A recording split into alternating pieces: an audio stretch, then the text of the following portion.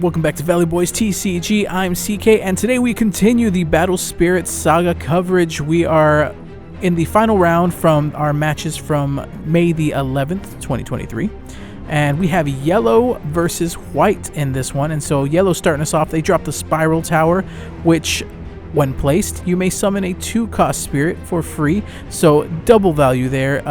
That Spiral Tower is a great card to get an opening hand with your 2-cost spirit. And then Penton Prince does a sturdy by sending a spirit to the trash, but not a bad start. And then we see the Axe Biter come down by our opponent, which is going to be an issue because it does have armor yellow, so we can't really use our Angelic Pressure on him. But yeah, we just got our promos before this tournament started. We were handed out our promos for entry, and immediately my opponent playing white control put it in the deck. And so here we see the Blessed Cathedral come down. So now yellow, I've got 2 Nexuses on board, and then Penton just chilling there. We see him set a burst, knowing that he's playing white. He's probably running max ice shields, or he's got more than a few at least. It's got to be at least 3 in his deck. So yeah, this one is a tough matchup, and we see the Pegasione come down. Pegasione, though, needs the Soul Core on it to be able to block while exhausted, and it looks like he doesn't put the Soul Core on here at the beginning, so that's a good thing. I don't know if it was intentional or misplay, but he elects not to put the Soul... Oh, there it is. Now we see the switch. Now he has a Soul Core on it, and then he swings in with it. Because it can, again, block while exhausted as long as it has a Soul Core and it's level 2. We just decided to take that one from life. And then swings in with the Axe Biter. We take both from life. We take our early ramps as best we can, and hopefully we can come back strong. So we set a burst here. We take the core off the Nexus there so that we can bring in the Hippocampo. Put 3 cores on Hippocampo.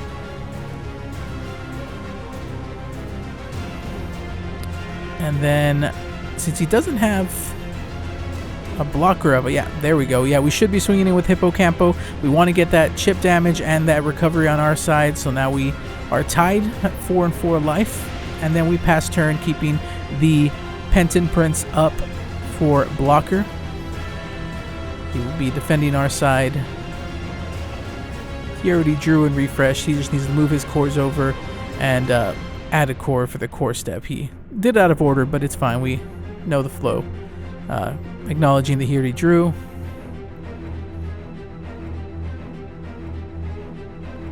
So he decides here to get the Valkyrie Mist on such a strong card for white. The removal is ridiculous, and so for some reason he sends the Hippocampo back, which I think is an interesting choice because now I have extra cores in reserve, and I can still block. But we take that one from life as well. He swings in with the Axe Biter. And we take that from life. He gets us down to 2. And so now he's unsure if I have the Ice Shield or not, and just passes turn. So now we're not looking the best, but we have to come up with something creative here to kind of survive the turn. We drop the Hippocampo right back down. We core them both up. And then it's tricky to think of what to do next because we can't necessarily go wide. I don't think we have the right cards. So I think the best course of action is, yeah, place the cores onto the Cathedral, because if he blocks or deletes one of my spirits, and see, he takes it from Penton because he knows he needs to block the Hippocampo to prevent me from getting my cores back up on life. And he thinks about it, and instead he elects to... He still does the block. And then he sets a burst with the Protection Aura, which will give him plus 3,000 to the board, which will make that Valkyrie just a little too big for the Campo, I believe.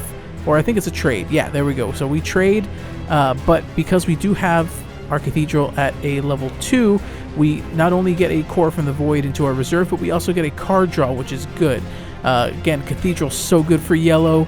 It is pricey to have 3 cores on it, but if you don't have anything else to do in that instance, it is a good way to play it by putting the cores on Cathedral to get your extra card draw, because you kind of struggle with card draw. And if you can see right there, my opponent has 3 Elks in hand. His hand is literally nothing but Elks, which I believe he makes like a comment like, you got to be kidding me or something.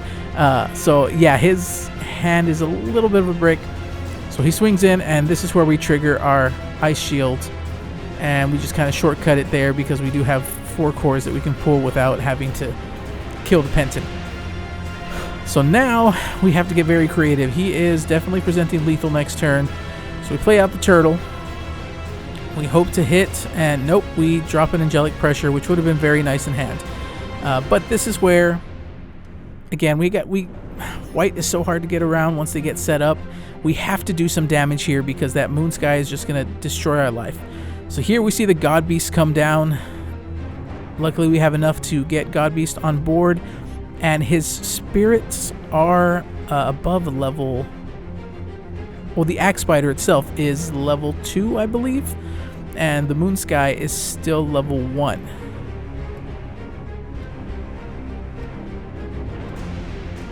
So we've got to decide the order of things. I think my opponent's asking me some of the effects, what they do. Again, Behemoth is going to go up to level 3 here. We decide to move our cores around and power up some of our yellow spirits. So here we go. We swing in with the Behemoth, and he decides to block with Moonski, which will then make the other ones unblockable. So Moonski has, of course, the effect to save itself, be undefendable, and so we swing in with our 2 costs.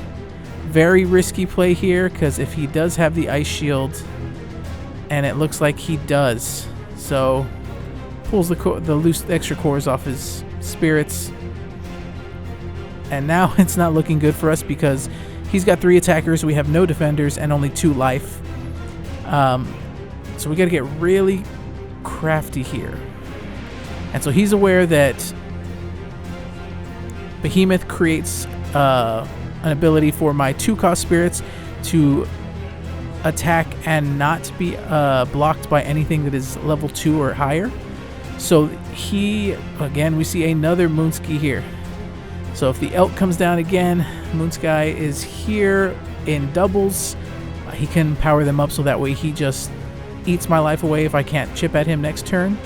He could go the very defensive route here.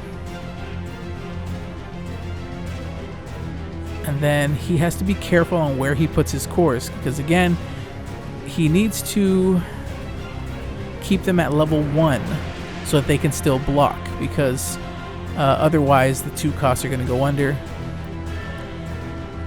And that's kind of a crucial step here. So he goes wide, extra wide board here, and decides he can just go ahead and go for game with that extra 1. So he swings in with a Peg. So Peggy tries to go in, and we play the Exhaust Nexus, taking off the 2 extra cores that we had on Penton Prince. Now this is a big thing because Exhaust Nexus minus 3k to the whole board does affect Axe Spider. Axe Spider armor yellow is only if it's targeted. Exhaust Nexus affects his entire board, so it's not particularly targeting, and that's what I'm explaining here. We're discussing here, and we have another player agree that that's armor's thing. So it does delete Axe Spider. Nexus is your only yellow magic that can get around Axe Spider. And here he swings with the Moonski. And we have one more way to save ourselves in the Burning Force. We have the Burning Force to flash step and get rid, because we did minus 3k, so both those Elks were only 1,000, so we were able to survive another turn. And now we just need to get another spirit on board to try to go for game here, because we see he only has 1 card in hand and 2 life. And here we see the Cornered Flame Rat, another of our red techs in this deck, because if you overextend yourself early with yellow, you run out of your 2-cost spirits too fast. The rat actually comes in handy to go ahead and get us more card draw when it takes life. So now we have a second spirit on board, and we just go ahead and swing in for game. He has no way to stop this. So on to game 2, and again, that was such a close game 1. If it not for the double removal with the Exhaust Nexus and the Burning Force, we would have gone down. And so here we are in game 2. Our opponent starts by dropping the Mecha Wing Duck, And then, so nice, let's do it twice, a second Mecha Wing Duck to start off his turn. Very good start, getting 2 spirits on board turn 1 and a burst set up. So he is definitely presenting a very defensive board pretty much right away. So we go ahead and drop the turtle, see if we can not whiff this search, but we've been whiffing all our searches. And he uses the Holy Elixir, which now ramps him up 2 cores into his trash. So not only does he have 2 spirits on board, but he also ramps up. The turtle whiffs again. It seems all my searches this night have been whiffing. We see the Sword Angel go to trash. And then we go ahead and try it one more time with the turtle, see if he redeems himself. Nope, we get the Flamefish to trash. So 2 spirits tossed away. That was a Prince Penton, we would have gotten those to hand. And that's kind of the trick with this deck. I still need to, I think I need to rerun my ratios, because I need to figure out if I want more 2 cost or more Fabled Beast in this build. I'm combining the 2 and it's now presenting a bit of a problem. So now my opponent sets another burst. We thought the first one was Ice Shield. I'm pretty sure this one is now, because that was such a good Holy Elixir play there. And we see him drop his own Flamefish. Swings in with the duck. We take 1 to life. Another duck. Another hit to life. And then he leaves the Flamefish up. And here I think it was his mistake. He realizes right there that he forgot to put the Soul Core on the Flamefish, so it's not going to have his deletion effect. We drop the Hippocampo, and knowing that the Flamefish is less of a threat, it can just block and not take anything from our board. I think we're contemplating going the aggro route here.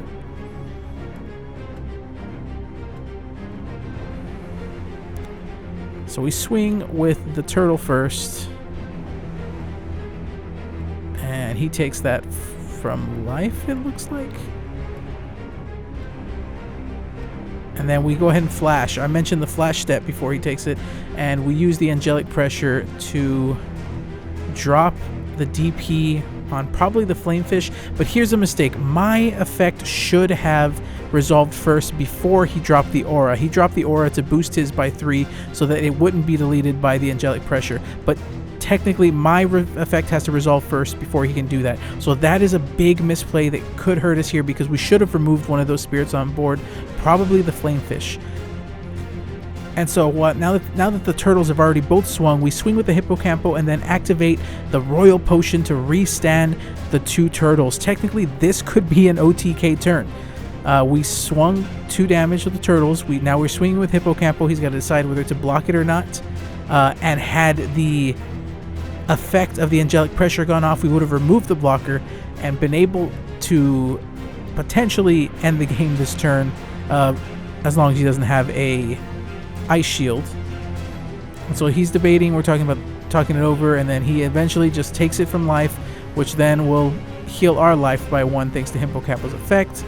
Now the turtles are back up standing. He's down to 2 life. So now he triggers his burst effect, and it is not an Ice Shield, it is a Dream Bomb, which again does slow me down.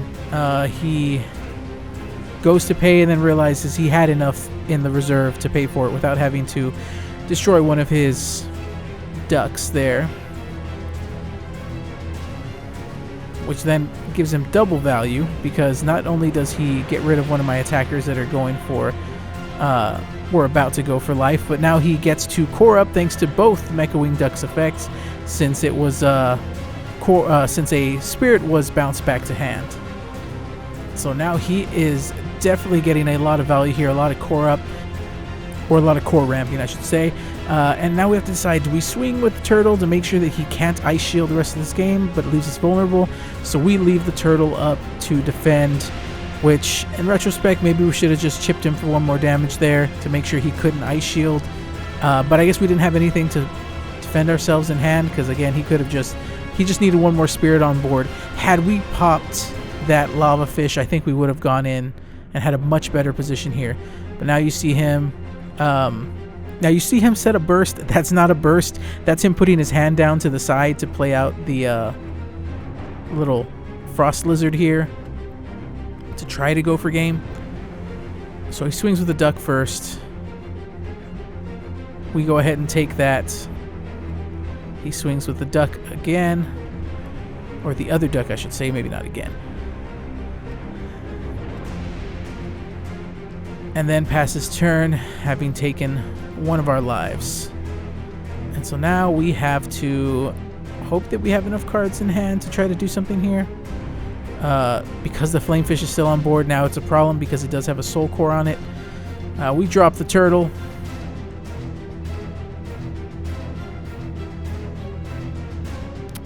Turtle does not miss this time. We get a hippocampo to hand, so that's good. We have another spirit, relatively low-cost spirit to put on board. Pay the 2, put 2 on it.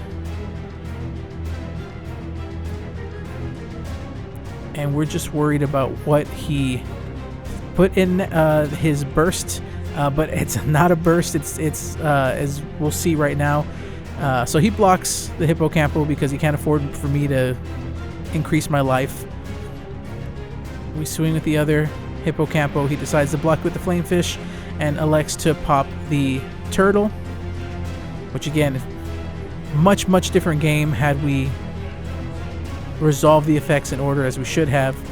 And so now he's got turn, but we do have a burst set, so that burst should be an ice shield to help us survive another turn.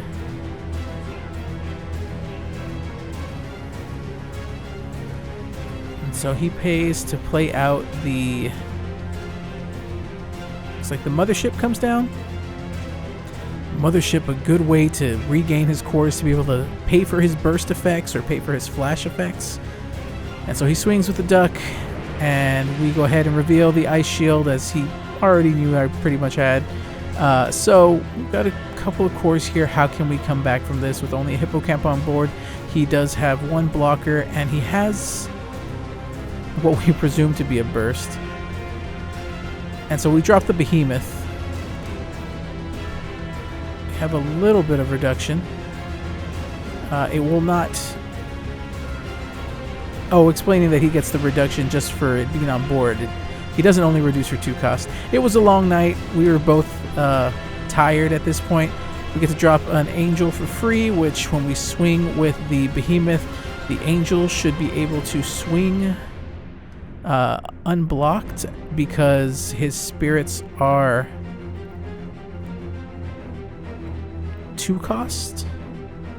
And so he reveals the ice shield there. So again, we got a little back and forth here, just trying to survive the turn. He's out of cards in hand, and this is where...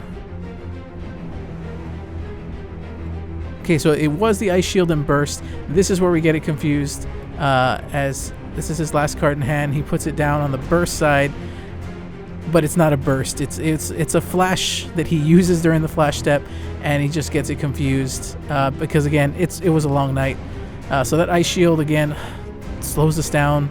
We should have chipped. He wouldn't have been able to play at that time. This game should have been wildly different if it weren't for that misplay with the angelic pressure and letting the protective aura kind of cancel it out. So we drop a cathedral, which it doesn't matter at this point. We just have to go for game. We swing with the behemoth, and this is where he triggers his protection aura, which is... He meant to play it as a flash. It wasn't a burst, and we're realizing that, wait, it's not a burst, and he wasn't setting it, but he can still play it from hand as a flash step. It was just a confusion here. And here's where he does a very smart play, and he pays for it with the duck cores. So now the ducks are back to level 1, meaning they can block the Sword Angel. Because Behemoth's effect is that my 2-cost spirits can't be blocked by opponent spirits that are level 2 and above, which the ducks currently are until he paid for that burst, or that flash, I should say, that flash magic from the ducks. So now they are able to block the Sword Angel. Very, very smart heads-up play.